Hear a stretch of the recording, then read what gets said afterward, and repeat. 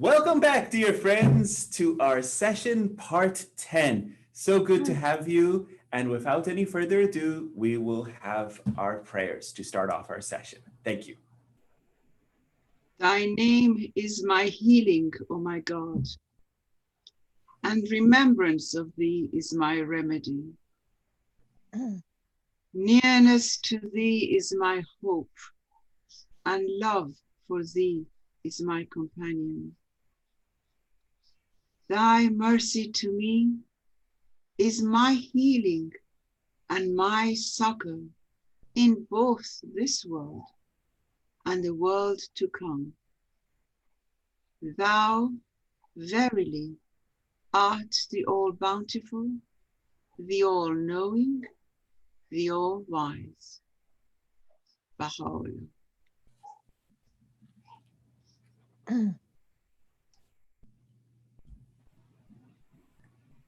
O thou kind Lord, this gathering is turning to thee. These hearts are radiant with thy love. These minds and spirits are exhilarated by the message of thy glad tidings. O God, let this American democracy become glorious in spiritual degrees, even as it has aspired to material degrees, and render this just government victorious. Confirm this revered nation to upraise the standard of the oneness of humanity, to promulgate the most great peace, to become thereby most glorious and praiseworthy among all the nations of the world. O God, this American nation is worthy of thy favors and is deserving of thy mercy. Make it precious and near to thee through thy bounty and bestowal. Abdul Baha.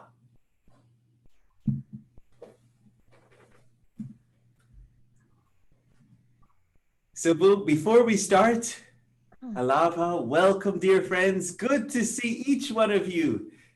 Great to see my friend Don. Good to see Miss Donna Saida. Really happy to see all my dear friends again. So without any further ado, let us get back into it. Okay, and also, dear friends, don't forget to mute yourselves, okay? And this is your class, okay? So whenever you have a comment, suggestion, thought, don't hesitate to just come in and share it, okay? Excellent. Okay, let me share my screen. If we move through the session with good pace, I even have session 11 ready for us, okay? I have to welcome everyone in. Okay, so let me get this expanded for everyone. So to recap, we're covering paragraphs 34 through 41. And this is on the subjects of spiritual prerequisites and implications of rectitude of conduct. So as you recall in this section, the beloved guardian counsels the North American Baha'i community to cleanse their lives of the shortcomings and erroneous inclinations that reflect the fault embedded within their society, while cultivating the qualities crucial for success in their Baha'i endeavors. The beloved guardian Shoghi Effendi then identifies the spiritual prerequisites that are the foundation and bedrock of their undertakings and instrumental in attracting the divine blessings, categorizing them as rectitude of conduct, absolute chastity, and complete freedom of prejudice. So dear friends, and this is in paragraphs 36 through 41, the beloved guardian focuses on rectitude of conduct. So let us go through, because just it was more than 10 weeks ago we read these, so I'm going to recap, reread these for you so we'll get through them. Okay. How great, therefore, how staggering the responsibility that must weigh upon the present generation of the American believers at this early stage in their spiritual and administrative evolution, to weed out by every means in their power those faults, habits, and tendencies which they have inherited from their own nation, and to cultivate patiently and prayerfully those distinctive qualities and characteristics that are so indispensable to their effective participation in the great redemptive work of their faith. Incapable as yet, in view of the restricted size of their community and the limited influence it now wields, of producing any marked effect on the great mass of their countrymen, let them focus their attention for the present on their own selves, their own individual needs, their own personal deficiencies and weaknesses, ever mindful that every intensification of effort on their part will better equip them for the time when they will be called upon to eradicate in their turn such evil tendencies from the lives and the hearts of the entire body of their fellow citizens. Nor must they overlook the fact that the world order, whose basis they, as the advance guard of the future Baha'i generations of their countrymen, are now laboring to establish, can never be reared unless and until the generality of the people to which they belong has been already purged from the diverse ills, whether social or political, that now so severely afflict it. Surveying as a whole the most pressing needs of this community, attempting to estimate the more serious deficiencies by which it is being handicapped in the discharge of its task, and ever bearing in mind the nature of that still greater task with which it will be forced to wrestle in the future, I feel it my duty to lay special stress upon and draw the special and urgent attention of the entire body of the American believers, be they young or old, white or colored, teachers or administrators, veterans or newcomers, to what I firmly believe are the essential requirements for the success of the tasks which are now claiming their undivided attention.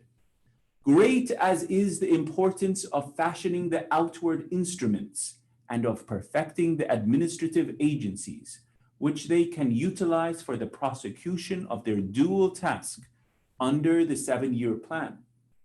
Vital and urgent as are the campaigns which they are initiating, the schemes and projects which they are devising, and the funds which they are raising for the efficient conduct of both the teaching and temple work.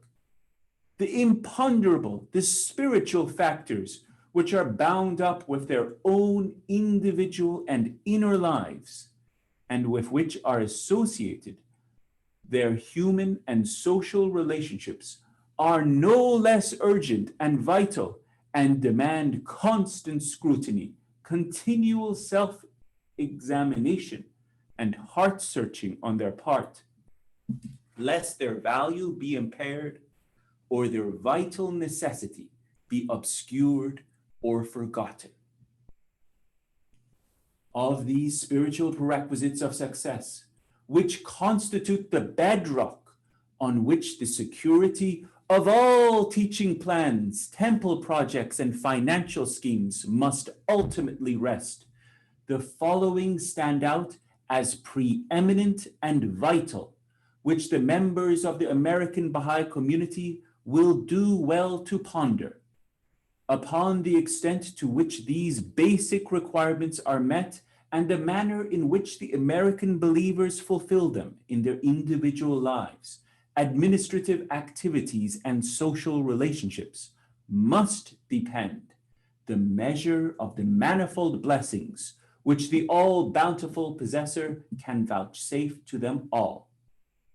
These requirements are none other than a high sense of moral rectitude in their social and administrative activities, absolute chastity in their individual lives, and complete freedom from prejudice in their dealings with peoples of a different race, class, creed, or color.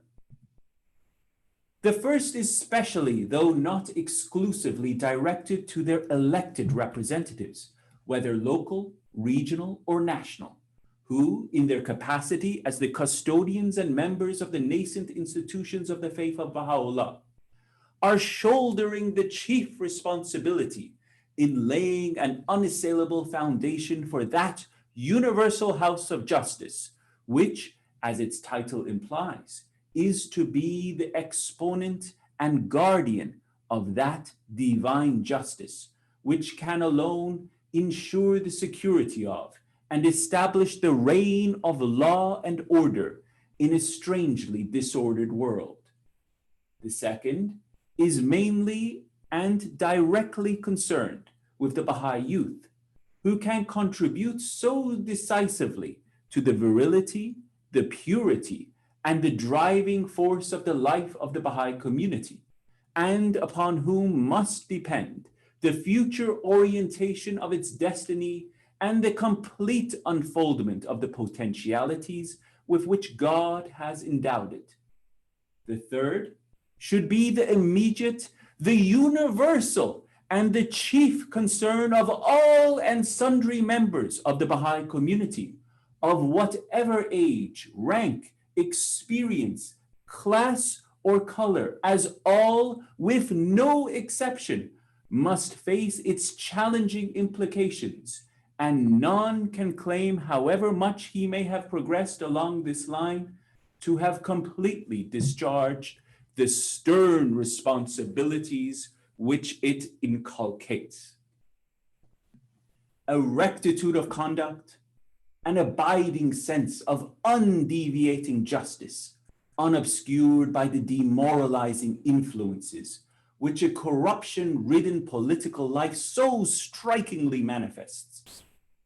A chaste, pure, and holy life, unsullied and unclouded by the indecencies, the vices, the false standards, which an inherently deficient moral code tolerates, perpetuates, and fosters. A fraternity freed from that cancerous growth of racial prejudice, which is eating into the vitals of an already debilitated society.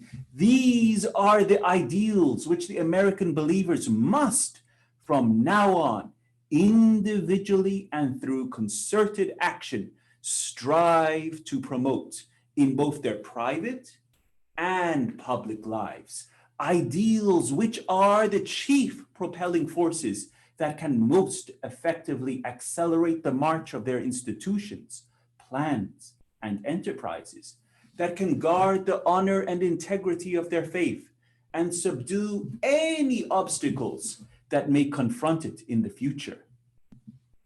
This rectitude of conduct, with its implications of justice, equity, truthfulness, honesty, fair-mindedness, reliability, and trustworthiness, must distinguish every phase of the life of the Baha'i community. The companions of God, Baha'u'llah himself has declared, are in this day the lump that must leaven the peoples of the world. They must show forth such trustworthiness, such truthfulness and perseverance, such deeds and character that all mankind may profit by their example. Sorry, just letting someone in.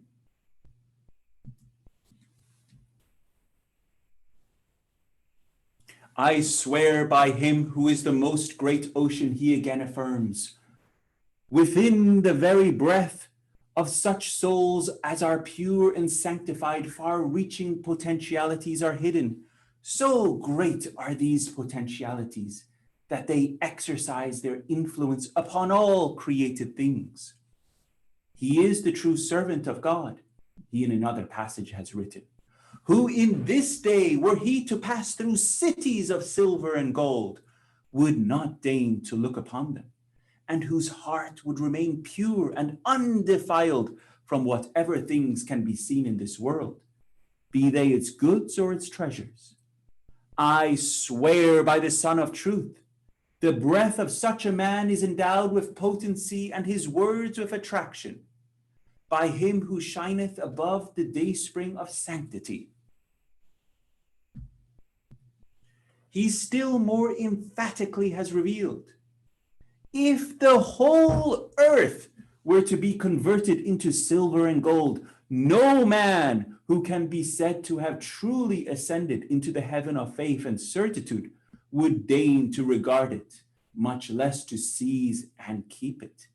They who dwell within the tabernacle of God and are established upon the seats of everlasting glory will refuse, though they be dying of hunger, to stretch their hands and seize unlawfully the property of their neighbor, however vile and worthless he may be. The purpose of the one true God in manifesting himself is to summon all mankind to truthfulness and sincerity, to piety and trustworthiness, to resignation and submissiveness to the will of God, to forbearance and kindliness, to uprightness and wisdom. His object is to array every man with the mantle of a saintly character and to adorn him with the ornament of holy and goodly deeds. We have admonished all the loved ones of God, he insists, to take heed lest the hem of our sacred vesture be smirched with the mire of unlawful deeds, or be stained with the dust of reprehensible conduct. Cleave unto righteousness, O people of Baha, he thus exhorts them. This verily is the commandment which this wronged one hath given unto you, and the first choice of his unrestrained will for every one of you. A good character, he explains, is verily the best mantle for men from God. With it he adorneth the temples of his loved ones. By my life, the light of a good character surpasseth the light of the sun and the radiance thereof. One righteous act, he again has written, is endowed with a potency that can so elevate the dust as to cause it to pass beyond the heaven of heavens. It can tear every bond asunder, and hath the power to restore the force that hath spent itself and vanished. Be pure, O people of God. Be pure. Be righteous. Be righteous. Say, O people of God, that which can ensure the victory of him who is the eternal truth.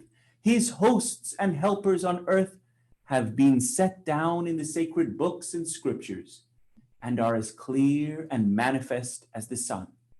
These hosts are such righteous deeds, such conduct and character, as are acceptable in his sight. Whoso ariseth in this day to aid our cause, and summoneth to his assistance the hosts of a praiseworthy character and upright conduct. The influence from such an action will, most certainly, be diffused throughout the whole world. The betterment of the world is yet another statement, can be accomplished through pure and goodly deeds, through commendable and seemly conduct. Be fair to yourselves and to others, he thus counseleth them, that the evidences of justice may be revealed through your deeds among our faithful servants. Equity, he also has written, is the most fundamental among human virtues.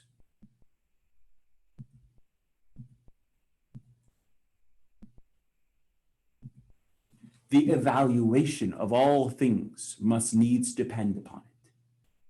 And again, observe equity in your judgment, ye men of understanding heart.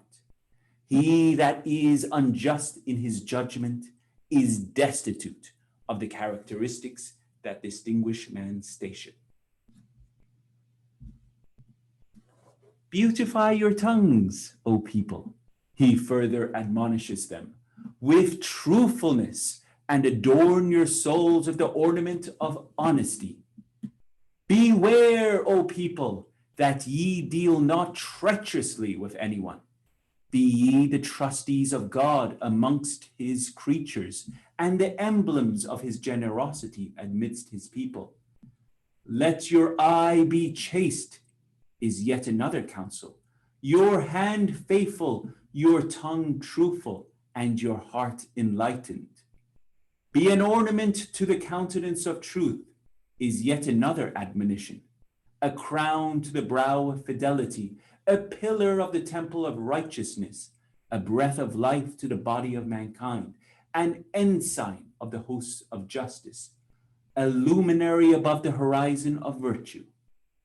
Let truthfulness and courtesy be your adorning, is still another admonition. Suffer not yourselves to be deprived of the robe of forbearance and justice, that the sweet savors of holiness may be wafted from your hearts upon all created things.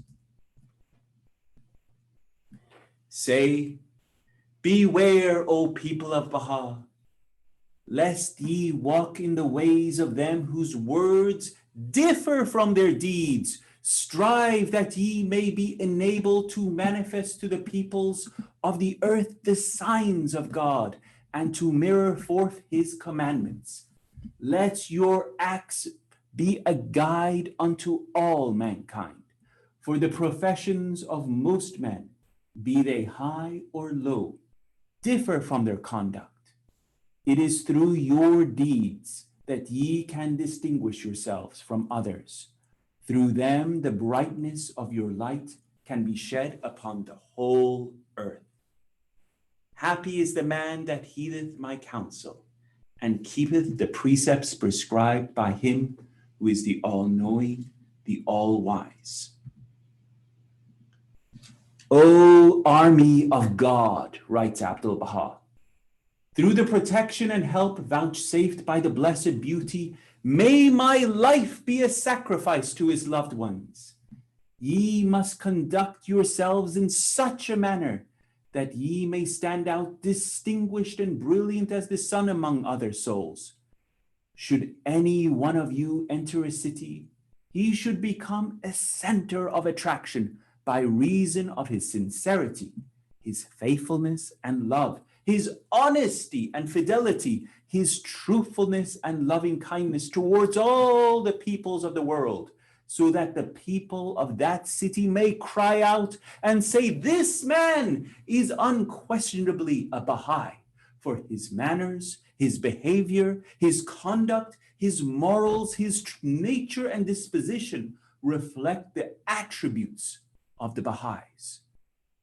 Not until ye attain this station can ye be said to have been faithful to the covenant and testament of God. The most vital duty in this day, he moreover has written, is to purify your characters, to correct your manners, and improve your conduct. The beloved of the merciful must show forth such character and conduct among his creatures, that the fragrance of their holiness may be shed upon the whole world, and may quicken the dead, inasmuch as the purpose of the manifestation of God and the dawning of the limitless lights of the invisible is to educate the souls of men and refine the character of every living man. Truthfulness, he asserts, is the foundation of all human virtues. Without truthfulness, progress and success in all the worlds of God are impossible for any soul. When this holy attribute is established in man, all the divine qualities will also be acquired. Such a rectitude of conduct must manifest itself with ever-increasing potency in every verdict which the elected representatives of the Baha'i community, in whatever capacity they may find themselves, may be called upon to pronounce, in all manner of employment, and in any service they may in the future render their government or people. It must be exemplified in the conduct of all Baha'i electors when exercising their sacred rights and functions. It must characterize the attitude of every loyal believer towards non-acceptance of political posts, non-identification with political parties, non-participation in political controversies, and non-membership in political organizations and ecclesiastical institutions. It must reveal itself in the uncompromising adherence of all, whether young or old, to the clearly enunciated and fundamental principles laid down by Abdul-Baha in his addresses, and to the laws and ordinances revealed by Baha'u'llah in his most holy book. It must be demonstrated in the impartiality of every defender of the faith against its enemies, in his fair-mindedness in recognizing any merits that enemy may possess, and in his honesty in discharging any obligations he may have towards him. It must constitute the brightest ornament of the life, the pursuits, the exertions, and the utterances of every Baha'i teacher, whether laboring at home or abroad, whether in the front ranks of the teaching force or occupying a less active and responsible position. It must be made the hallmark of that numerically small, yet intensely dynamic and highly responsible body of the elected national representatives of every Baha'i community, which constitutes the sustaining pillar and the sole instrument for the election in every community of that universal house, whose very name and title, as ordained by Baha'u'llah, symbolizes that rectitude of conduct, which is its highest mission to safeguard and enforce. Very good, dear friends. So those are the paragraphs 34 through 41 that we find in the Advent of Divine Justice, that you find in this little edition. It's on pages, you find paragraph, it starts on page 31 in this one. And in this edition, you can see it in your book, it starts on page 17. So that was quite a lot of words in covering these paragraphs, but to recap, in this section, we're starting to cover the first weapon, rectitude of conduct. And as mentioned, he starts out by addressing the American believers. And this is probably one of my favorite phrases in all of Advent of Divine Justice, that the American believers should weed out these faults, habits, and tendencies. Are we, dear friends, weeding out our own faults, habits, and tendencies? This is something that we should do daily, investigate ourselves. And going on, we've gone through this already. I just wanted to read that so it brings that spirit back to us. The implications of rectitude of conduct are justice, equity, truthfulness, honesty, fair-mindedness, reliability, and trustworthiness. 7 virtues. So these are things that we have to remember: justice, equity, truthfulness, honesty, fair-mindedness, reliability, and trustworthiness. We're going to go into them in much greater detail coming up. And so these are definitions, but we're going to go into all of these. We've covered these in our past session. So, Jason, can I please say something? Please, of Can course. you go back to the first one? Yes, of course. The bullet points. Yes, go for it. So the very first one, it says the American believers should weed out the faults, habits, and tendencies that they have inherited from their nation. Yes. This is what makes the Baha'i faith so different and so important, is that we're no longer listening to others. We're not being led by a spokesperson in our church.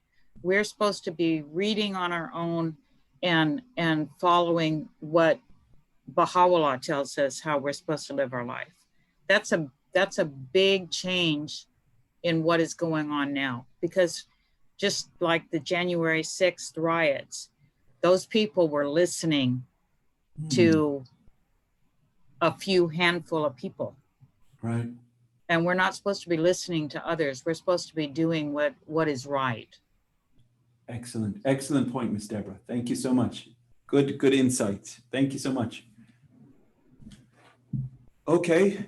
So here's definitions of equity, truthfulness, honesty, and fair-mindedness. We're going to go into them in much greater detail. These are major key points that we're going to be covering. And this is more on trustworthiness. I'll just read the last one. It says, Shoghi Effendi describes the specific aspects of the life of a Baha'i, where rectitude of conduct and its associated virtues must be applied. And we read that in these paragraphs. So this is going into this weeding out that Ms. Deborah talked about, how weeding out of these faults, habits, and tendencies. And as on the right, you see a gardener literally weeding out. But this is, we have to be exploring our own hearts to weed out any aspects. What is our mind? Where is our heart? Is it aligned to the faith? Are we, and so this is, we have to incorporate the spiritual tools and cleanse our own hearts. So this is the faults, habits, and tendencies that we're inheriting from our own country. And some of these faults, habits, and tendencies that we're inheriting from our country, can anyone name any of these faults, habits, and tendencies that we're inheriting from the United States of America? Anyone? Prejudices. Prejudices, yes, excellent. Anything else? Self-interest. Self-interest, excellent, yes. Backbiting. Backbiting, yes, that's true. Materialism. Materialism, ding, ding, ding, absolutely, yes. So there's racism that we're inheriting in this country, materialism we're inheriting in this country. So all of the focuses, we're inheriting this because the focus of this country is on these type of things. So we're inheriting them. So these are the faults, habits, and tendencies that we have to weed out internally ourselves, and then our work as a community to eradicate these. And then it said on the next step is the greater community. So first, ourselves. Okay, so this is one of my favorite slides. Everybody wants to change, but nobody wants to start with themselves. So I thought this was, I thought that this was very important. So we all want to change, but who wants to start with yourself? So that is exactly where it should start. We should have to start with ourselves. This is a quote. Now I'm going to start getting a few readers, so my voice has a time to relax. Let's turn to Bruce. Go for it, Bruce.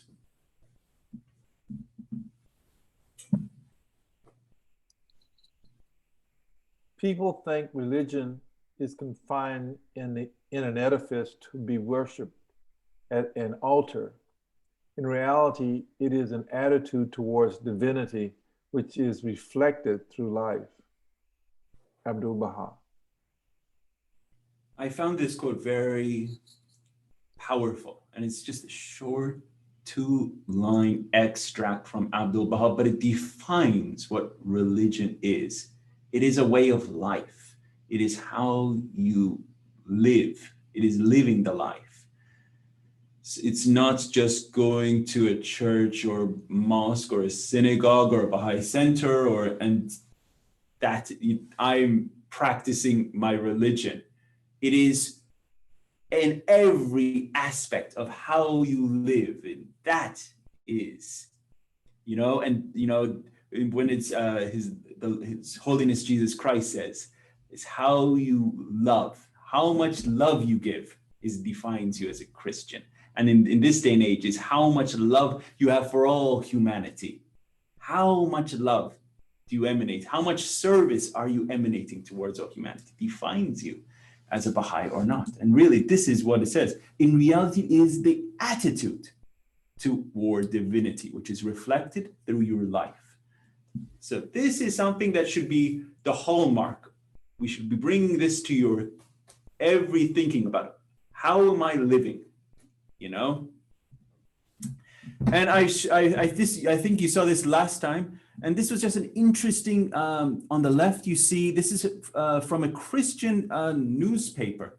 And it says, "Make me a clean heart, O God, and renew a right spirit within me.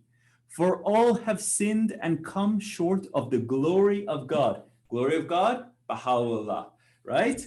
So this is, "Make me a clean heart, O God." And this is from Baha'u'llah on the right, "Create in me a pure heart, oh my God." So this is a prayer on the left from Christian scriptures, and on the right, prayer from Baha'u'llah. You can see one voice, one author, one unfolding revelation. So it just shows how that the divine spirit, we're talking about the same thing in sense of cleanliness of the heart, they speak with the same voice. I found that just interesting. In paragraph 35, the beloved guardian emphasizing the urgency of fostering the spiritual factors governing the inner lives of the Baha'is and their social relationships with others are no less important than that of developing the plans, raising the funds, and constructing the temple. And you remember, dear friends, when this was written, does anyone remember when this great letter, Advent of Divine Justice, what was the date it was written? 1938, December 25th, 1938. Oh, ding, ding, ding. Azin gets a bonus point right there. Good job. That's right, December 25th, 1938. And what plan were they in? Does anyone know what plan they were in? 10-year crusade. No, not the 10-year crusade. Whoever said that, no, it's 1938. What plan were they in? 7-year plan? Yes, good job, Don. It was the first 7-year plan, okay? It was launched in 1937, okay? So this is entering into the second year of the first 7-year plan. So now, the beloved guardian writes this great immortal letter to get this plan off without a hitch, right?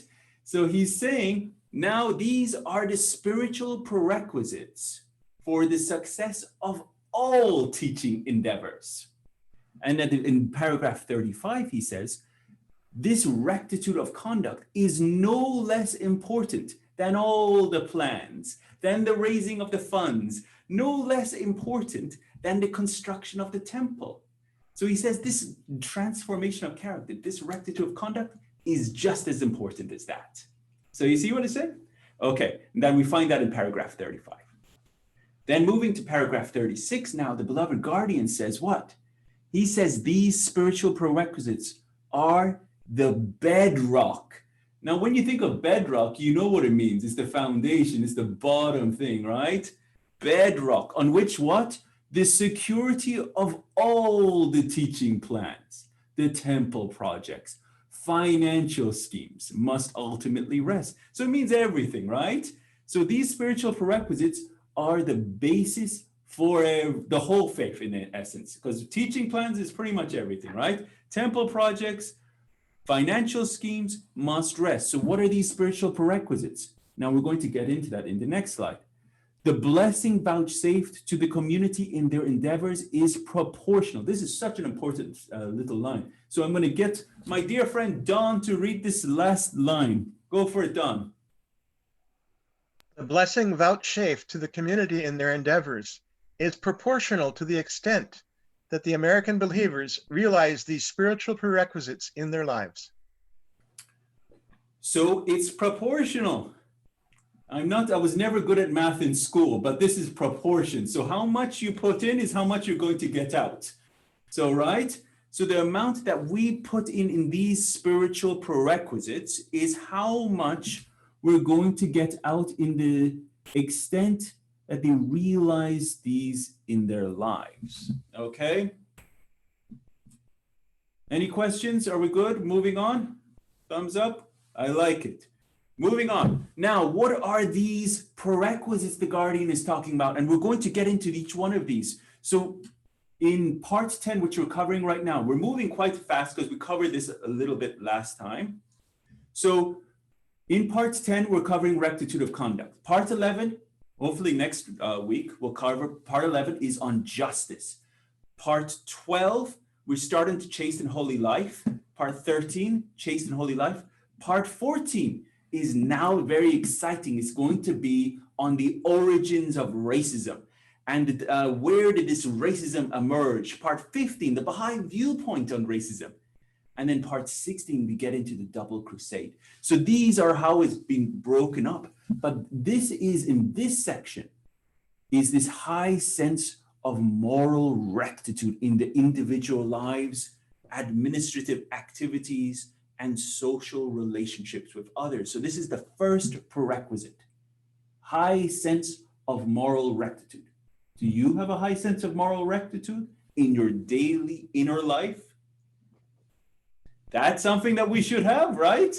High sense of moral rectitude. And what does rectitude mean? My dear friend Don, rectitude on the right, what does it say? You're muted, my dear friend. Moral virtue, correctness of principle or conduct. Right?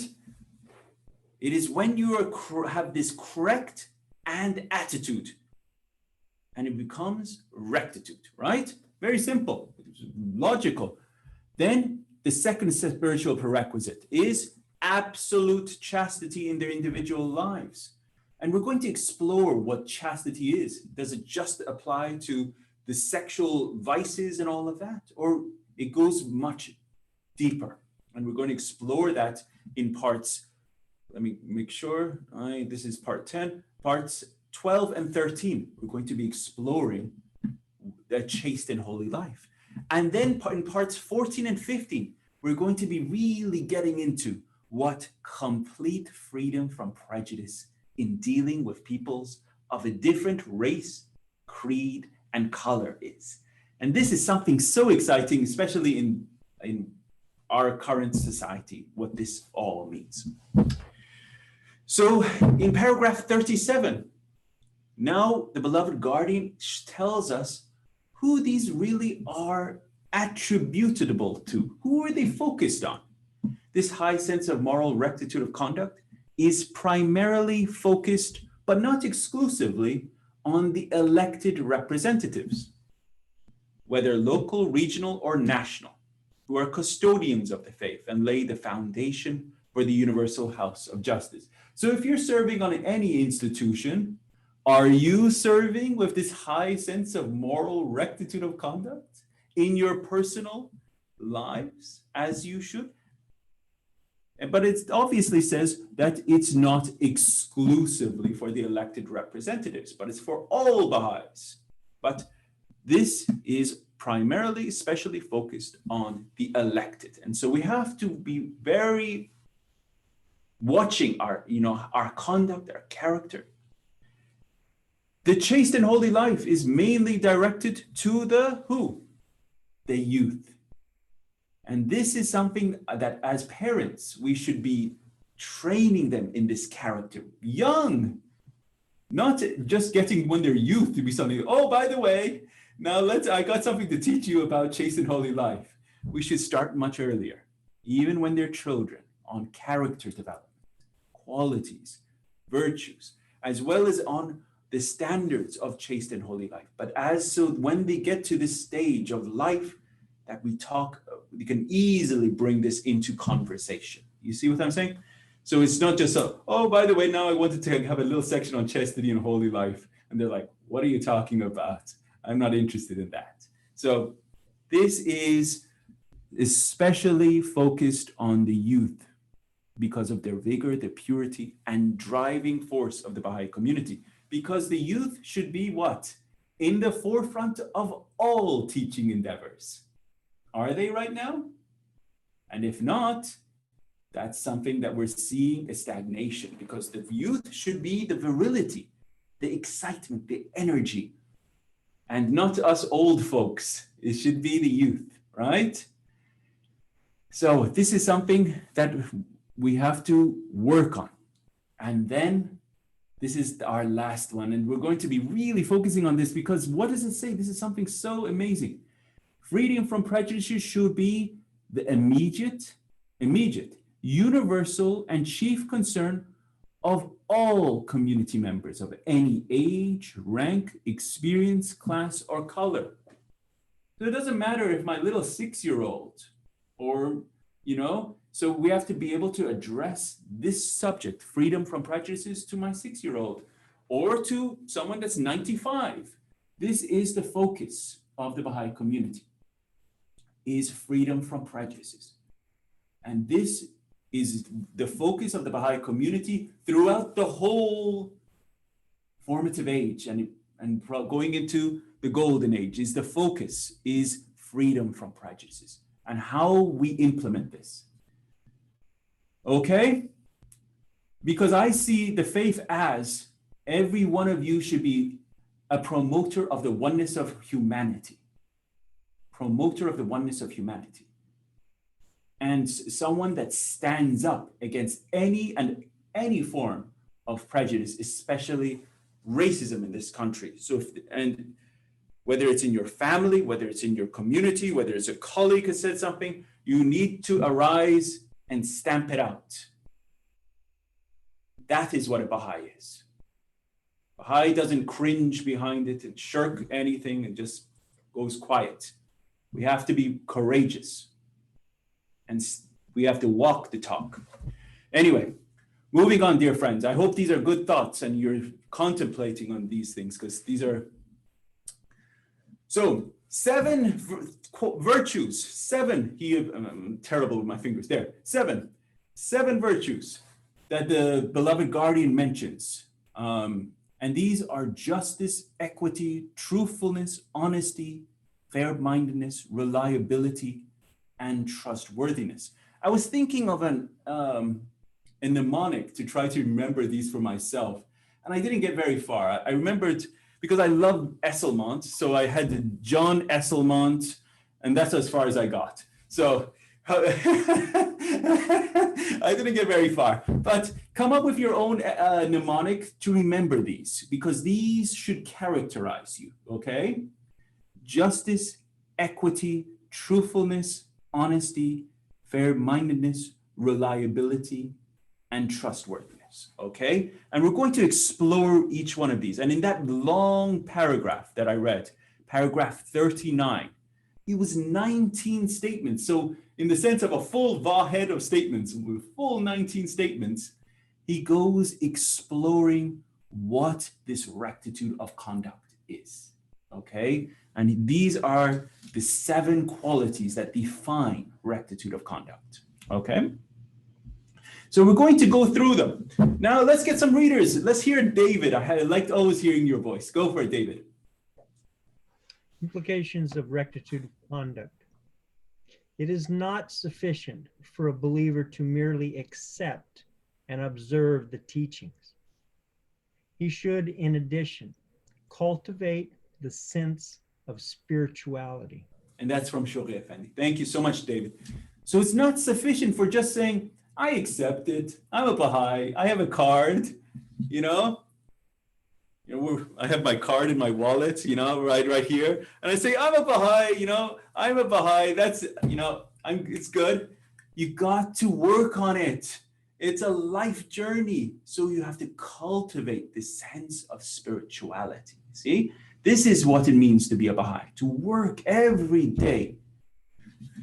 Okay, carry on, David. You got more reading to do. Go for it. From now on, you must strive to beautify the moral aspects of your lives. Abdu'l-Baha. Training in morals and good conduct is far more important than book learning. Abdu'l-Baha. So this is, as Abdu'l-Baha said, this world is a school. And this school, we have to work on our soul, our spirit, not just on academics. You must strive to beautify the moral aspect of your lives. And how many times have you heard this word strive? Strive, that's your actions. So beautiful, right? And strive means it's not an easy thing, right? Strive means keep at it, keep at it. So it's something that we have to work on. Okay, let us hear from, and it's going to Miss Luann Dickerson. You're up. Go for it, Miss Luann. You are muted, Miss Luann. Implications of rectitude of conduct. Amity and rectitude of conduct are the marks of true faith. From the right Baha'u'llah. Thank you. So amity and rectitude of conduct are the marks of true faith. Very short quote, but very powerful because it's the standard of what is true faith. True faith. So now if this standard of rectitude of conduct that you have, and what is amity? Does anyone can define what amity means? I know my dear friend Don will be looking it up, but can anyone just think off the top of your head what amity means? Friendship. Fellowship. Fellowship, I love it. Is that my dear friend Yuda Miller? Always good to hear you, Miss Yuda. So yes, fellowship, amity is kindness, fellowship. And so this is the standard that we should have in all of our acts, you know? We should burn with that love towards everyone. When we just even see their name, hear their name, it resonates with us. And it should be veritable. You know, there's a quote in one of the Rezvan messages. It says we should have veritable friendships, right? Veritable means what? True. Comes from the root ver, means true. Do you have true friendships, or are just acquaintances? How many true friendships can you name? You know? So these are things that you should think about. And why are there just so few friendships in your life? How can you make more? You know? And the more real friendships you have, then you'll see that level of love will be spreading. And you know, that's something. How much love are you giving out to the world? Or are you hoarding your love? So, a soul grows by the exercise of human virtues and the observance of human morals. Soul grows by the exercise of human virtues and the observance of human morals. Are you exercising your soul? Sometimes we don't even exercise, period. We only exercise our fork going into the food and going to our mouth. That's about the only exercise some of us get to do. But are we truly exercising our souls? That's something that we have to think about, you know? Because after this little world of ours, you know, our lifespan comes to an end, which it all will eventually. Our soul will continue, but has it had a good amount of exercise, or will we be at the end of the race because we won't be able to keep up? You know? So these are things I'm putting out questions so you think about your own existence, your own reality. How much are you spiritually exercising every day? And then this is a quote that was in one of those 19 quotes from Baha'u'llah. It says, the light of a good character surpasseth the light of the sun. The light of a good character surpasseth the light of the sun. Does your character surpass the light of the sun? So now we have equity. Equity, and this is something I get blown away by because I really have a high sense of justice, and my wife can attest to this. And so this is for equity. Equity has a broad meaning and refers to a range of values such as fairness, justice, and impartiality, particularly in the way people are treated. So Dr. Bayat, could you read this last part for me? Sure. Equity has a broad meaning and refers to a range of values such as fairness, justice, and impartiality, particularly in the way people are treated.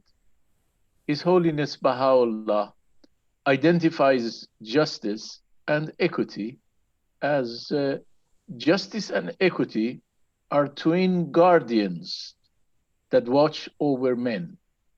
From them are revealed such blessed and precious words as are the cause of the well-being of the world and the protection of the nations. In another tablet, he refers to equity as the most fundamental among human values. The evaluation of all things must need depend upon it. In the same tablet, he warns people, observe equity in your judgment, ye men of understanding heart. He that is unjust in his judgment is destitute of the characteristics that distinguish man's station. Excellent. Thank you, Dr. Bayat. So equity is the most fundamental among human virtues. And you know what's so amazing is that every one of these seems to be the most fundamental. Whether it's truthfulness, whether it's equity, they're all the most fundamental because they're that important, you know? And so these 7 that are highlighted are the most fundamental. Each one of them that we're going to be highlighting. These are the bedrock of what defines rectitude of conduct, okay? So here Baha'u'llah is saying, this is the most fundamental among human virtues. Later on, we'll find truthfulness is the most fundamental. So I love it. I love how this is, but this is true. This is how he says it. So observe equity in your judgment, ye men of understanding. He that is unjust in his judgment is destitute of the characteristics that distinguish man's station. And this is again, equity is the most fundamental among human virtues, Baha'u'llah. So we're moving to truthfulness now. Truthfulness is so important. Truthfulness is a virtue that ensures our thoughts, our words, and actions reflect what? The truth, right? When we are truthful, we do our utmost to find truth in every matter and distinguish truth from fantasy. One does not believe, misrepresent, or promote something as the truth when one knows it is not true. One does not tell lies, even to protect others. One does not exaggerate about who and what we are to impress others. His Holiness Baha'u'llah identifies truthfulness as one of the fruits of the tree of life and counsels people to adorn and beautify their tongues with absolute truthfulness. So this is not just some truthfulness, this is absolute truthfulness, every aspect. His Holiness Abdul Baha recognizes truthfulness as the foundation of all the virtues of the world of humanity. Abdul Baha stresses that without truthfulness, progress and success in all the worlds of God are impossible for any soul. When this holy attribute is established in man, all the divine qualities will also become realized. So you see how important truthfulness is. Again, one of the foundation virtues. You got to have it. So this is something that we should adorn and beautify our own characters, our tongues with. Any thoughts on this? Are we good? We're covering these again, just so we're recapping, moving along. Any thoughts? Good.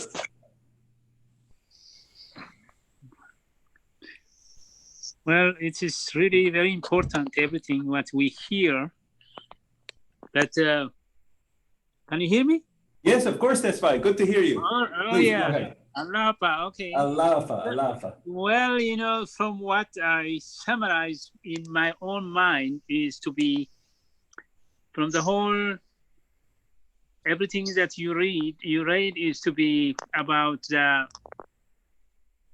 the secrets and the beauty of the Baha'is, of especially the American Baha'is, of our existence beyond our purpose of life. is more detailed explained over here, even for our all existence of humanities, and then how every phase of the life of the Baha'i communities, and then how to attract divine blessings, and how is the Baha'is qualities and life and everything is to be mentioned. But what I want to highlight is to be the sense of spirituality when it comes to that. According to my observation, if you want to climb the mountain top, what you have to do is, you don't have to look the side of the mountain or the rocks and everything. And then you have to keep going all the way. You have to focus over there to reach the kingdom, because it's a journey. And then not to lean and lose your footsteps to go up.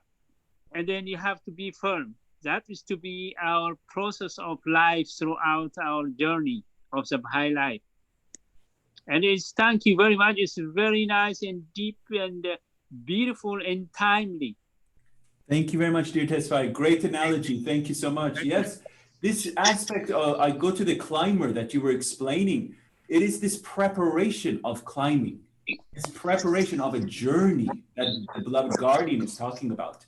If we're setting out on this journey, this is he was writing to the first 7-year plan. And this is really for any plan, any financial endeavor, any kingdom project, any financial scheme. We are on a journey, and that we have to prepare ourselves, just like that climber. And this climber has to become first knowledgeable about climbing. He has to know what the mountain and obstacles that he's going to face, and not have any preconceived ideas about this mountain that like, oh, it's not going to be that hard. I'll just put my foot there. It's going to be tortuous. It's going to be tough. And we have to be well equipped. And he says how to equip ourselves. And the first weapon on this journey is rectitude of conduct. Okay, so moving on. Excellent, great points. Thank you, dear Tesfaye. So let us have another reader. Miss Marianne, you're up. Go for it, Miss Marianne.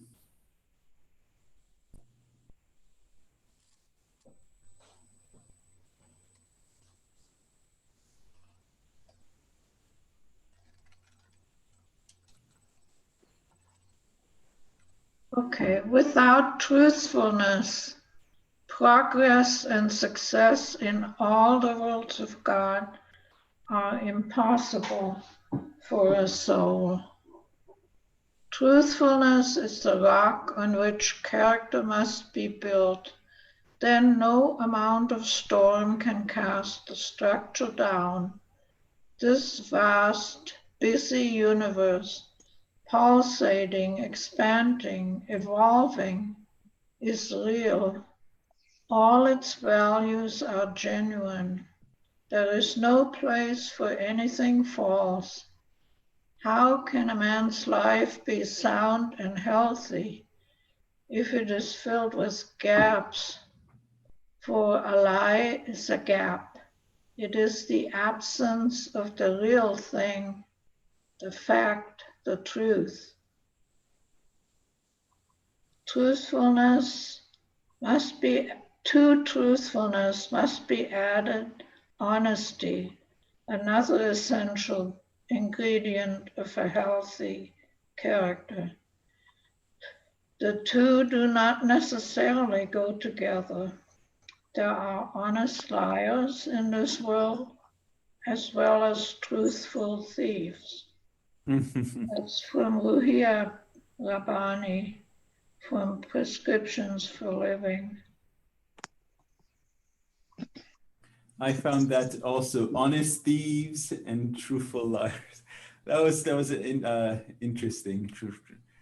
Listen, John, may I add a comment here? Please, Dr. Bite, you're up. Yeah. You see, these virtues that we are talking about not only are absolutely vital for creating a better world here, but also they are the currency of the spiritual world that is beyond this. So without acquiring these virtues, our future in the spiritual world is also in jeopardy. not only we will not be useful in this world to help its construction and its betterment, but also our destiny in the spiritual world is also at risk, because as this passage says, without truthfulness, progress and success in all of the worlds of God are impossible for a soul. And we may be able to say that for all of the virtues, not just this one, because those are what we have come to this world to acquire and to learn. And if we go without having learned those, we will really be handicapped in the next world. Thank you. Excellent point. Thank you, Dr. Bhatt. Okay, Roya Jan, you're up. This is another quote. Roya Khademi, go for it, please. Truthfulness. The individual must be educated to such a high degree that he would rather have his throat cut than tell a lie, and would think it easier to be slashed with a sword or pierced with a spear than to utter calumny or be carried away by wrath. Abdul Baha. I found this one very powerful. I don't know. So this is the standard. You see, this is the standard, that he would rather have his throat cut than tell a lie, and would think it easier to be slashed with a sword or pierced with a spear than to utter calumny or be carried away by wrath. It's so easy to say an untruth, you know, it's just so easy. But the standard of truthfulness as a Baha'i should be that he would rather have his throat cut than say that. This is how we should be on the watch. This is how we should be. So moving to honesty, dear friends. So how is truthfulness different than honesty? So I define it here so we can explain it. Honesty is a quality that governs the attitudes, words, and deeds of an individual and ensures that they are truthful and sincere, morally correct, or virtuous and free from deceit. His Holiness Baha'u'llah distinguishes between honesty and truthfulness. He states, "Beautify your tongues, O people, with truthfulness, and adorn your souls with the ornament of honesty." So what is truthfulness? It governs what we verbally express. So what comes out of your mouth should be truthful. But honesty is the quality of your souls and controls our attitudes and deeds. Everyone follow? So truthfulness is what comes out of our mouth. It's the utterance. And honesty is how our character, the quality of our souls. His Holiness Baha'u'llah identifies honesty and piety as the cause of happiness and exaltation. He states, "O ye friends of God in his cities and his loved ones in his lands, this wronged one enjoineth on you honesty and piety. Blessed the city that shineth by their light. Through them man is exalted, and the door of security is unlocked before the face of all creation. Happy the man that cleaveth fast unto them, and recognizeth their virtue, and woe betide him that denieth their station." I miss the old English. You know, I would love people to say "whoa" in their common speak, but that's just me. It's kind of interesting, good English. So this is His Holiness Baha'u'llah talking here, talking about how he's enjoining upon us to have honesty and piety. Does anyone know what piety means? Pop quiz. Piety.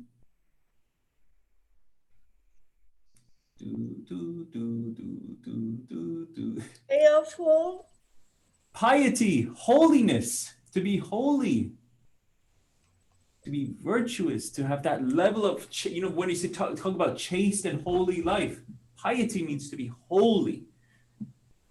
So having a holy life, honesty and piety, okay? Now, I have a little video. Ready?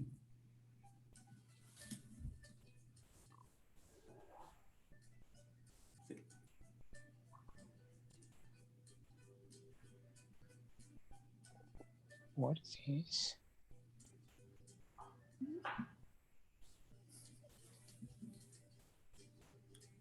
What's going on here?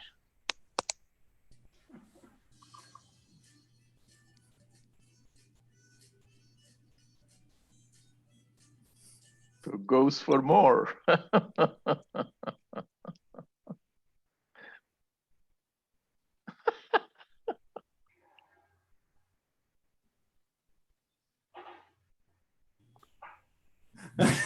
So was that dog honest and truthful?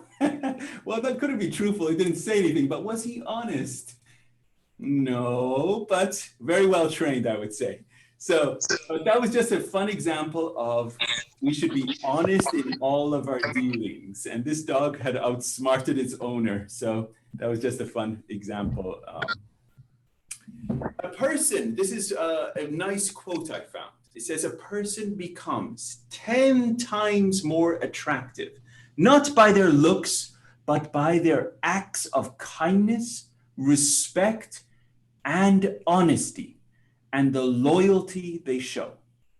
And this is so true. I'm sure you've seen people that have these qualities and attributes, and their attractiveness, you see that they're just so magnetic in their attraction by these qualities. So another one of these top 7 qualities the Guardian is addressing is fair-mindedness. Fair-mindedness. So fair-mindedness is a virtue that governs the attitude, the words, and deeds of an individual. A fair-minded person is impartial, even-handed, and reasonable. Baha'u'llah considers fair-mindedness as what? One of the expressions of justice. In that same tablet, Baha'u'llah beseeches God to graciously adorn the world of humanity with justice and fair-mindedness. Riaz John, could you read these extracts right here?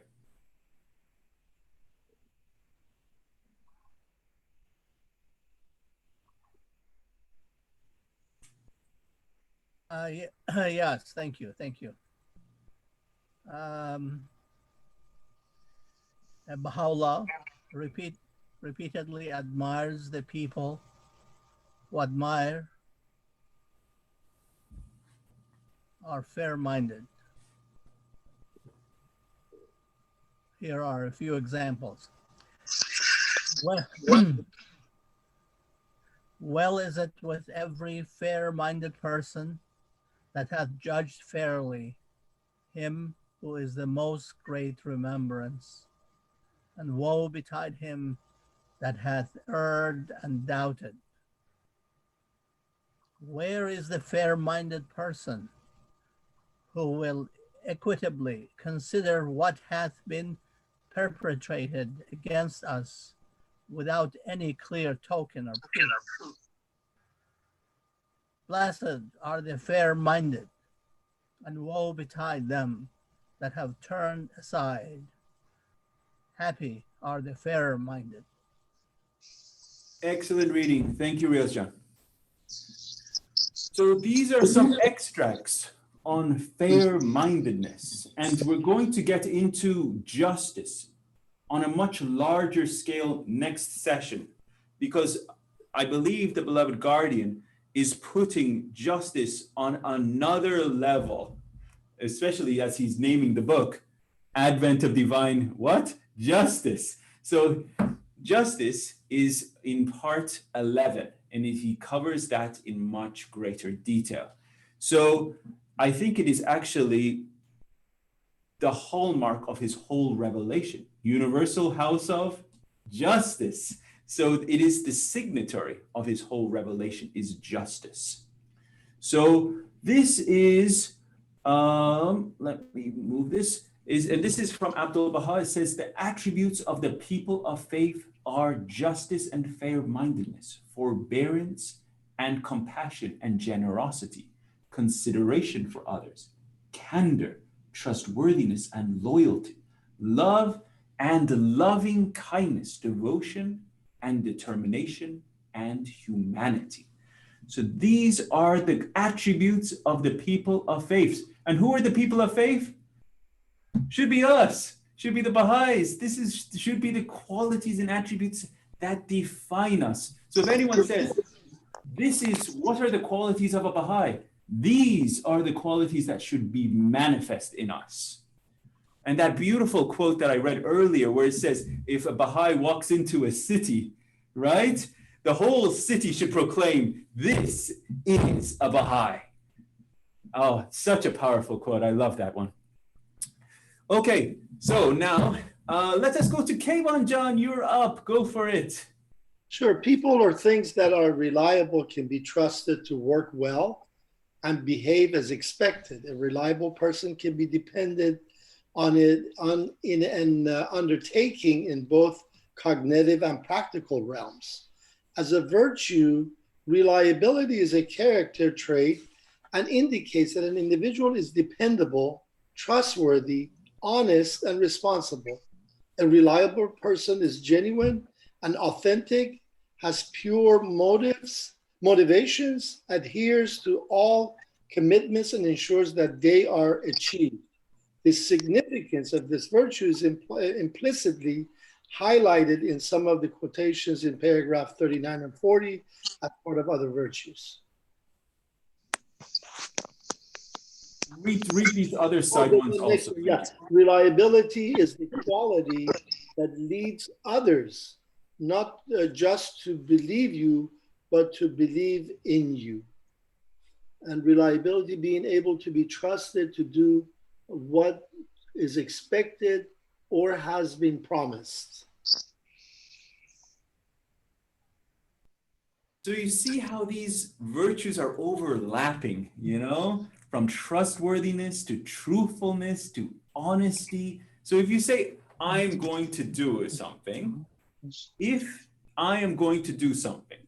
So if you're truthful, it means it's going to happen, right? Because you said it. But that also means you're reliable because whatever you say, you will do it too, right?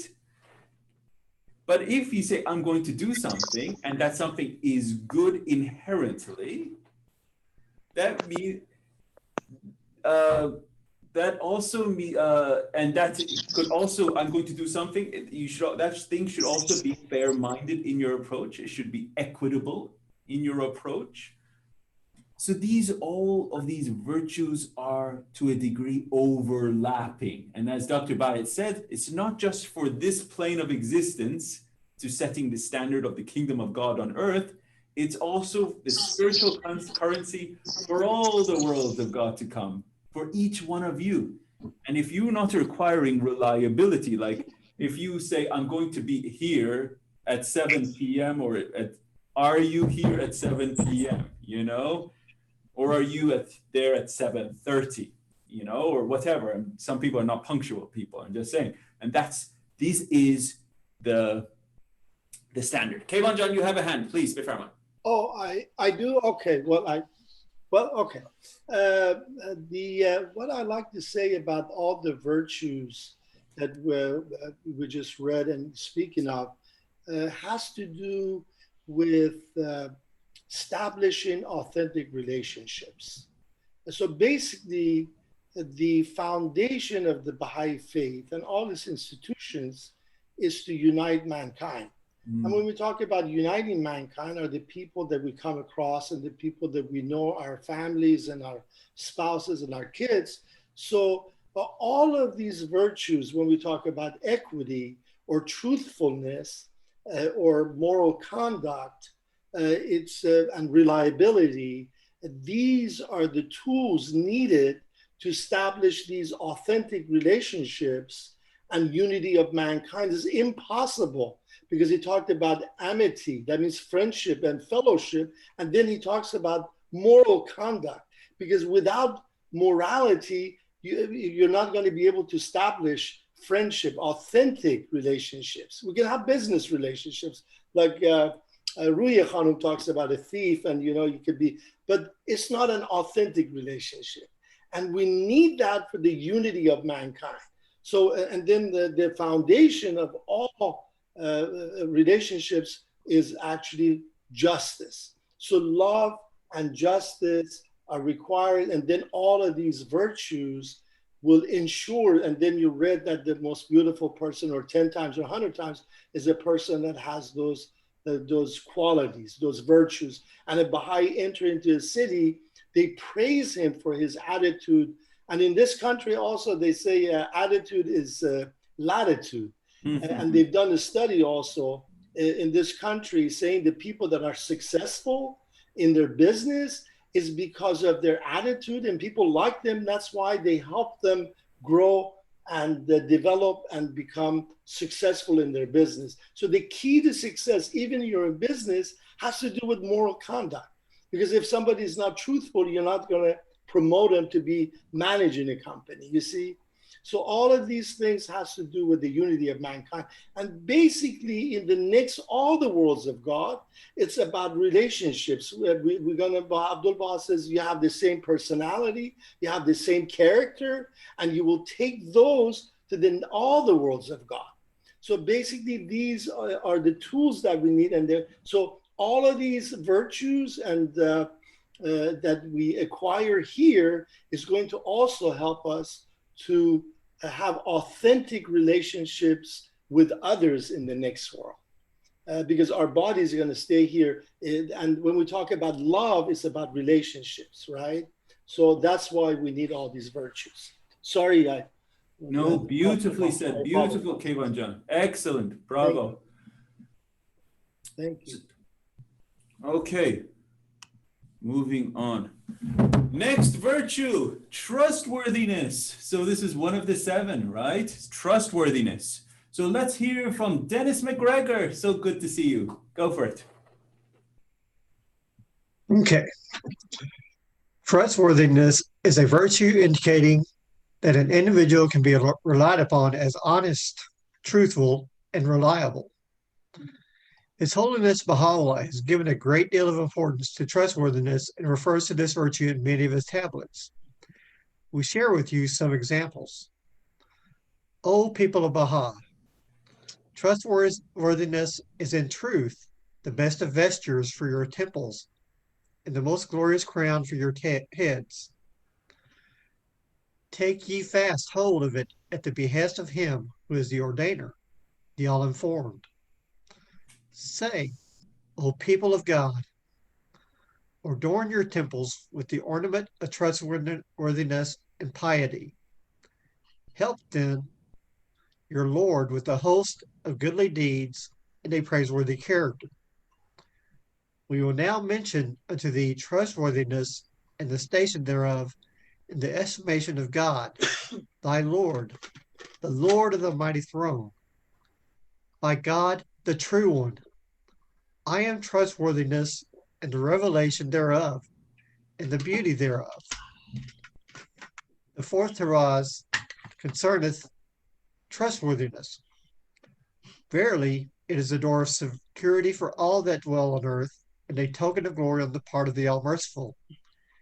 He who partaketh thereof hath indeed partaken of the treasures of wealth and prosperity. Trustworthiness is the greatest portal leading into the tranquility and security of the people. In truth, the stability of every affair doth depend upon it. All the domains of power, of grandeur, and of wealth are illumined by its light. Excellent, Dennis. Thank you so much. So you can see how reliability and truthfulness are tied up in this one too. And so if someone is reliable and truthful, they'll have that quality of trustworthiness. And so this is the research department did a whole compilation, as is also done on truthfulness. They did one on trustworthiness. And this one is called the Cardinal Virtue. So this is it's one of the tops, as the 7 virtues that is for the standard of rectitude of conduct is trustworthiness. Any thoughts so far or comments on trustworthiness? Mr. Isan. Please testify. Go ahead. Go for it. Well, when you come to virtues, virtues are all is to be the fruits of the spirit, according to the writings. But what we have read and understand from the writings, the definitions, and everything detailed, is it that all humanity is to be exercising right ways, the ways that we are reading? Because what Kayvan is expressing about the businesses in America, grow up and everything, is that to be the right way to your understanding? It is. It is. What Kayvan John is saying is absolutely spot on. This standard isn't obviously directly addressed to the Baha'i community, but this standard is for all humanity. And so these qualities and attributes that the beloved guardian is talking about as rectitude of conduct is for all humanity. It is the prescription for the oneness of humanity, is the prescription of how Kayvan John was so eloquently speaking, of fostering these relationships, creating relationships based upon trust, based upon truthfulness. How can you have a relationship that's not based on truthfulness, based upon reliability? Oh, I'm going to come back when I say I'm going to come back, but he never comes back, You have to be reliable. You have to be truthful. You have to be trustworthy. You have to have equity. You can't, you have to be just. You have to be fair-mindedness. These are qualities that first create a marriage, or then it creates families, it creates communities, it creates, this is what is the very basic of what a relationship is based upon. And when you have these qualities, then a society can truly thrive and the oneness of humanity can come about. So Baha'u'llah, the beloved guardian, is stressing, you got to have these first within yourself. You, yourself, as Baha'is, you have to have this first within yourself, then your families work and then as the Baha'i community has it, then it will be for the greater society. Okay, excellent point. Thank you, Tesfaye. Moving on, these are just a few more quotes on trustworthiness. It says, trustworthiness is the greatest portal leading unto the tranquility and security of the people. So this is the greatest portal as opposed to the other ones. So you see, they're all super important. Here is the Baha'u'llah saying, this is the greatest one. Be honest and reliable. Be loyal to your friends and family. Trustworthiness, always doing the right thing. Never lying, cheating, or stealing. Now, we're going to Miss Yuda Miller. Miss Yuda, are you still with us?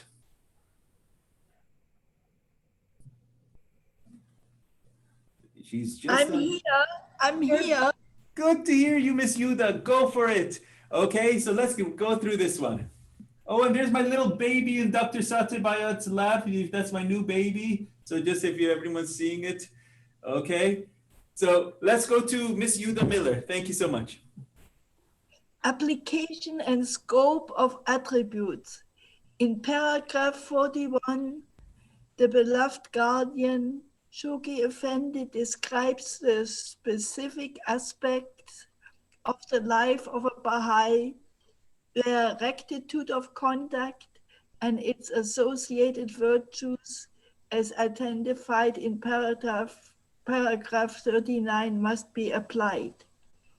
Such traits must be manifest themselves in every judgment that the elected body of the Baha'i community may make, the business dealings of all members of the community, domestic lives of every Baha'i, the employment and services through which Baha'is serve their people and their government, the Baha'i electors then exercising their rights and functions. The attributes of the believers toward non-acceptance of political posts, non-identification with political parties, non-involvement in political controversies, and non-membership, political organization, and ecclesiastical institutions. Adherence to all the fundamental principles laid down by Abdu'l-Baha and the laws revealed by Baha'u'llah. The impartiality of defenders of faith against its enemies, recognizing the merits of the enemy with fair-mindedness and discharging any obligation toward them with honesty. The adornment of every Baha'i teacher.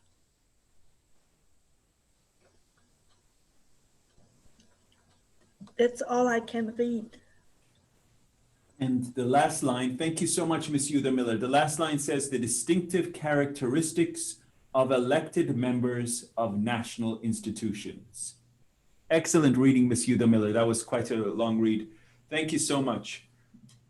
So these are qualities and the scope of these attributes should be in the domestic lives of every Baha'i, the business dealings, as mentioned by dear Kevan John, business dealings of every member of our community, every judgment of the elected bodies of the Baha'i communities should be characterized by rectitude of conduct. The Baha'i electors, when exercising their rights and functions, should be characterized by rectitude of conduct. Non-acceptance of political posts, non-membership political organizations, non-partisanship and ecclesiastical institutions, adherence to all the fundamental principles laid down by Abdu'l-Baha, the laws revealed by Baha'u'llah. And it should be the adornment. Does anyone know what adornment is? Beautiful word, Old English, adornment. It should be our clothing. This is what adornments means. It should be like our clothing.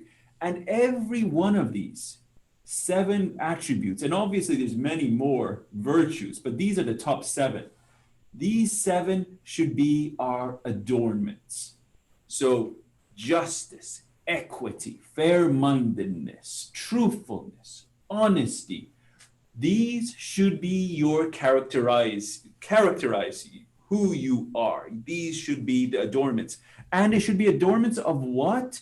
A Baha'i teacher. And that should define you too. So if I say, Roya John, what are you? You should say, Ehsan, I am a Baha'i teacher.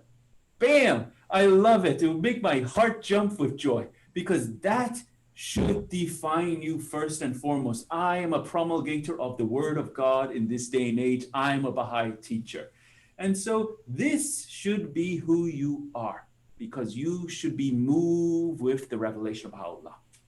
So Baha'i teacher, and we're going to explore what the characteristics and qualities of a Baha'i teacher are in upcoming parts 16, 17, 18, 19, 20, and 21, because the really guardian in the latter half of the Advent of Divine Justice really gets into what is a Baha'i teacher. So this is the prerequisites. Rectitude of conduct, chaste and holy life, then freedom from racial prejudices, right? Then he gets into what are the qualities and attributes defining how a teacher should pursue the teaching campaigns. Because remember, this was addressed to the first 7-year plan. So this is really what it's addressed to. And the last line was distinctive characteristics of elected members of national institutions, namely the National Spiritual Assemblies. So all of these, in all these spheres, we should be characterized by rectitude of conduct. Okay. Now, this is from the Supreme Body Universal House of Justice. My dear friend, Miss Gabrielle McGuire, all the way over in Australia. Let's hear your voice. Go for it. Okay. Hello, everyone. The importance of arising to serve and to accompany fellow souls must be harmonized with the notion of being, of increasing one's understanding of the divine teachings and mirroring forth spiritual qualities in one's life, the universal house of justice. What a beautiful quote. The importance of doing, of arising to serve. And we have one of the Ruhi books, right? Called Arising to Serve. So this is our second Ruhi book, is Arising to Serve. And there's a whole compilation called Arising to Serve. So this is the standard, the importance of doing, dear friends. Are you arising to serve and to accompany? And now with accompaniment, right? We're constantly walking to this path of service together. Must be harmonized with the notion of being. Are you really doing this in your heart? Or just, yeah, I kind of accept it. It's a nice idea. Or is it who you are? Is it embodied in you? And one of my greatest examples is, are you a Sunday Baha'i? Or are you a Baha'i 24/7, 365? You know? And that is how we should define ourselves. 24/7, 365. Every aspect of us should permeate. I love this quote from Mr. William Sears, and I named my little son, who's on my mama's lap, after William Sears, because this is so important. One of the things he says, the faith should permeate us. It should imbue us. We should breathe it in our nostrils, all right? So that is when I says, this notion of being, of increasing one's understanding of the teachings, it should be who we are. Now, this is from Florence Breed Khan, Florence Khanum. She relates two sayings she heard from Abdul Baha. On one occasion, he said to her, Sabrachun misleman bash, be patient, be as I am. The other was when someone expressed discouragement to him, saying they could not possibly acquire all the qualities and virtues that Baha'is are directed to possess. And the master replied, Kam, kam, ruse be ruse, little by little, day by day. And I'm sure every one of you have heard Kam, kam, ruse be ruse. This is very common, we've all heard this. And so this we have to take step by step. But what that requires is reflection on our actions. And then there's a hidden word. It says, bring yourself to account each day, ere thou art summoned to a reckoning. Are we bringing ourselves to account each day? Is today better than yesterday? Are we a better teacher? Are we more focused on our character today than we were yesterday? If not, bring yourself to account before your head hits the pillow. This is from the beloved guardian. He says, one can hardly imagine what a great influence genuine love, truthfulness, and purity of motives exert on the souls of men. But these traits cannot be acquired by any believer unless what? Unless he makes a daily effort to gain them. You got to work on it, dear friends. Remember, as I said earlier, this soul needs to be exercised. You got to work on it. One can hardly imagine what a great influence, genuine love. He uses the word genuine. It means real. It's veritable. Truthfulness, purity of motives exert on the souls of men. And that great thing that our dear Kayvon John said, that all of these are to build relationships. All of these are to build relationships, but they cannot be acquired by any believer unless he makes daily effort to gain them. Okay, we're getting to our last few slides and then we'll be closing. So Miss Kathleen, you're up. Go for it.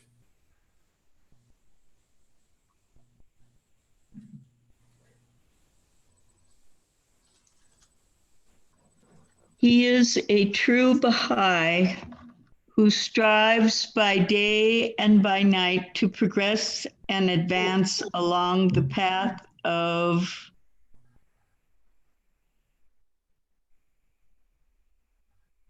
I'm sorry, it's a little small for me. Oh, sorry, Miss Kathleen. Anyone would like to read this? Sorry, I didn't even notice the time were passed. I apologize. This is the last 2 slides. Sorry about that, everyone. So, can anyone read this? Or is it David said he could. Who? David? David, please go ahead. Please go ahead. Certainly, I'll help out. Okay.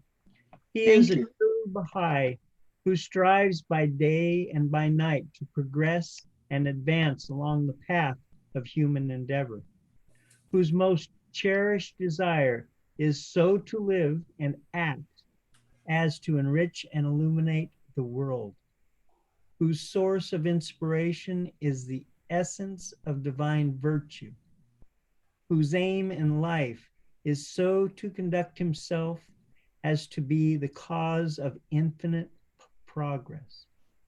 Only when he attains unto such perfect gifts can it be said of him that he is a true Baha'i.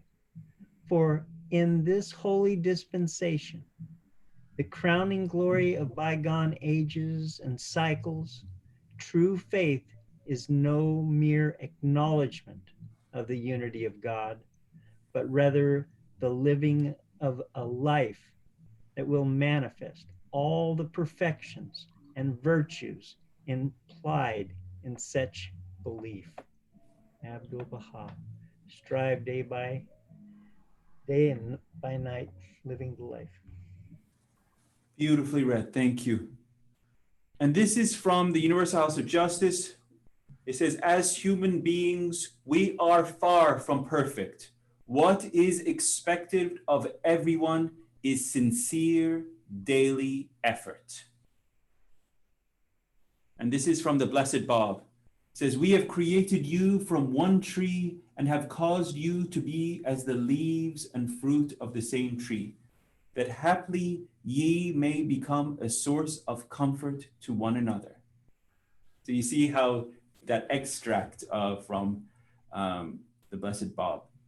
And this is, humanity may be likened to a tree. This tree has branches, leaves, buds, and fruit. Think of all men as being flowers, leaves, or buds of this tree, and try to help each and all to realize and enjoy God's blessing.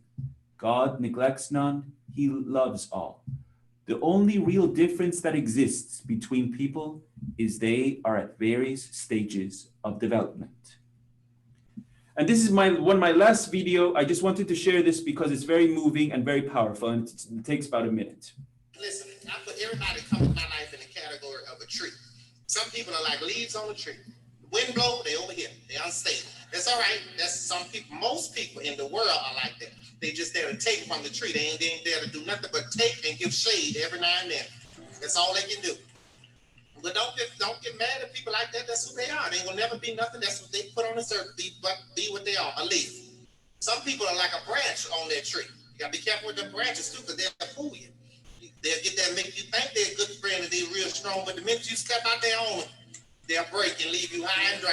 If you find you 2 or 3 people in your life that's like the roots at the bottom of that tree, you are blessed, because that's them the kind of people that ain't going nowhere. If them roots wasn't there, that tree couldn't live. A tree can have 100 million branches, but only a few roots down at the bottom to make sure we get everything it needs. I'm telling you something. When you get you some roots, hold on to them, but the rest of it, let it go. Just let it go. Let folks go. So where are you on the tree? Are you a leaf, or are you a branch, or are you a root? So this was the example there. And so this is my, at the end of my sessions, I usually have a comic, and this is my comics. It says, are we there yet? And this is on the family trip to Nirvana. So are we there yet? We always hear this in cars. And this is I love Calvin and Hobbes. It says, this is for Calvin. He's saying, I try to be good, I do. My heart is as pure as driven snow. It's just that, well, sometimes events beyond my control conspire against me. And you can see Hobbes, he doesn't look like, yeah, right. So, dear friends, that concludes part 10. So that was part 10, dear friends. And next week, we're going into part 11. And part 11 is in paragraphs. Let me just double check. So I think it's 42 through 44. I'll double check for everyone over here. Yes, it's 42 through 44. Okay, that will be your homework. I'll send that out, okay? And it's covering the subject of justice. So it's going to be very exciting. Okay, so let us have a closing prayer, and unless anyone has any questions at this time or concerns. You said it was paragraph 42 to what? 42 through 44 will be your homework reading for next week. I will send out the recording from this session to all of our class, and also the audio recording of paragraphs 42, 44, and assignments, ancillary assignments, whatever. So any thoughts, concerns, learnings from today's session? Yes, please go ahead. I just wanted to thank you for the class tonight. It was beautiful, and it was such a good reminder. Thank you, yes. Thank you. Yes, I mean, the standard of the beloved guardian he's putting forth in front of us is so elevated, and we have to keep reminding ourselves of it because we always are falling short. And so this is a great reminder for all of us. Excellent. As it's getting late, and I know you guys got other things to do, and so let us have a closing prayer, and then I'll see all of you next week, okay? Who would like to say closing prayer? I'll say it. Oh, I love it. Miss Donna, go for it, please. Thank you. I beseech thee, O all the transcendent glory of thy name, to clothe thy in justice and to illumine their beings with the light of trustworthiness. Thou art the one that hath power to do as he pleaseth, and within his grasp the visible.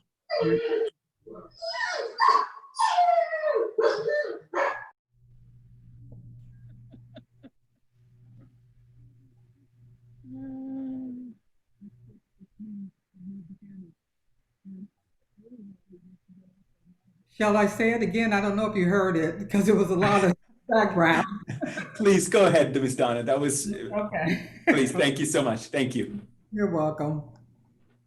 I beseech thee, O my God, by all the transcendent glory of thy name, to clothe thy loved ones in the robe of justice and to illumine their beings with the light of trustworthiness. Thou art the one that hath power to do as he pleaseth, and it holdeth within his grasp the reins of all things, visible and invisible. Baha'u'llah. Miss Donna, what a perfect prayer to close our session. I mean, the robe of justice, the adornment, truly great prayer for all of us to be reminded of how we should adorn ourselves. Thank you so much, everyone, and wishing you all a wonderful week. Thank you, Sandra. Great job. Good night, everyone. Good night. Thank you, Alapa. All right. Good night. Thank Thank you. you so much. All right.